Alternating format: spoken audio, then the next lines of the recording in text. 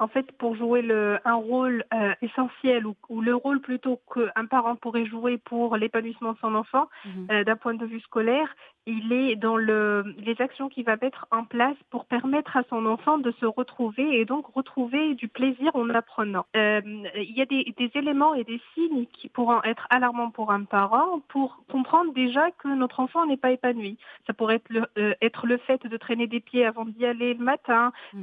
se réveiller avec la boule au ventre, nous exprimer qu'il préfère ne pas y aller. Parfois, on n'est pas assez vigilant par rapport à certains points, donc on ignore cela et on pousse l'enfant quand même, on le motive pour qu'il aille, parce que de toute façon, il faudrait qu'il aille à l'école. C'est vrai. Donc, dans un premier temps, il faudrait prendre ça en considération et commencer avec l'enfant pour chercher avec lui la raison qui l'amène à ne pas vouloir aller à l'école. Mmh. L'école classique actuellement, elle amène l'enfant à devoir être face à un professeur en train de stocker des informations tout au long de la journée, en passant par des exercices bien évidemment, Mmh. mais jusqu'à un certain âge, c'est très monotone, c'est ennuyeux. Après, ça va dépendre de la manière dont le professeur ou l'enseignant va procéder pour l'enseigner. Quand on parle de petite enfance, bien évidemment, c'est un petit peu plus ou un peu moins rigide, mais par contre, on ne sent pas une diversification dans la manière et dans la méthode d'apprentissage, ce qui va amener l'enfant à ne pas être forcément épanoui. C'est Donc la vrai. première chose, c'est d'interroger l'enfant,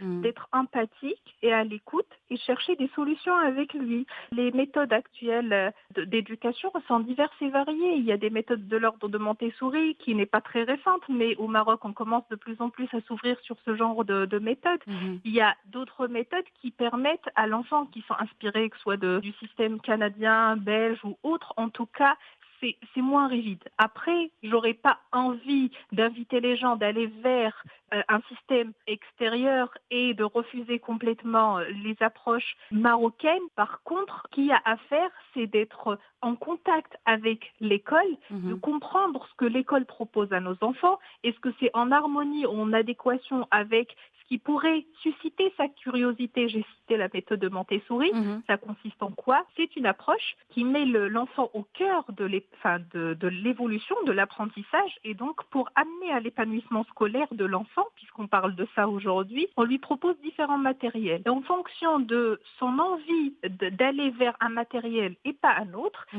Mmh. va l'accompagner dans son apprentissage. Tout Et à là, c'est fait. beaucoup plus fructueux.